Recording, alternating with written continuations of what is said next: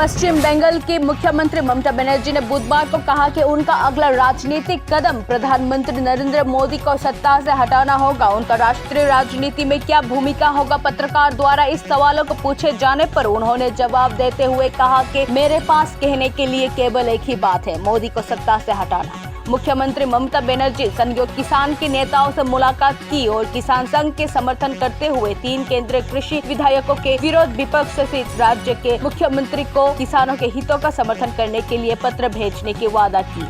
ममता बनर्जी ने कहा कि वो शुरू से ही 3 केंद्रीय कृषि विधायकों के खिलाफ है। उन्होंने पूछा कि केंद्र सरकार पिछले 7 महीने से प्रदर्शन कर रहे किसानों से बातचीत क्यों नहीं कर रहे हैं। उन्होंने कहा कि वे केंद्र सरकार के इन 3 कृषि विधायकों के खिलाफ खड़े हैं और इन 3 कृषि विधायकों को खारिज करके पश्चिम बंगाल को किसानों के लिए एक आदर्श राज्य बनाएंगे। पूर्व केंद्रीय मंत्री और तृणमूल कांग्रेस का नेता यशवंत सिन्हा ने कहा कि केंद्र सरकार पारंपरिक कृषि को कॉरपोरेट्स को सौंपने की कोशिश कर रहे हैं। अगर पारंपरिक कृषि को समाप्त कर दिया गया तो भारत नहीं रहेगा। मुख्यमंत्री ने मोदी को कोविड-19 पे जीएसटी लागू करने पर भी केंद्र सरकार को आड़े हाथों लिया है। उन्होंने कहा कि वैक्सीन पर जीएसटी लगाना लोगों के जिंदगी और मौत के साथ खिलवाड़ करना होगा। बिहार चुनाव से पहले केंद्र सरकार ने मुफ्त वैक्सीनेशन का वादा किया था, उसके बाद क्या हुआ?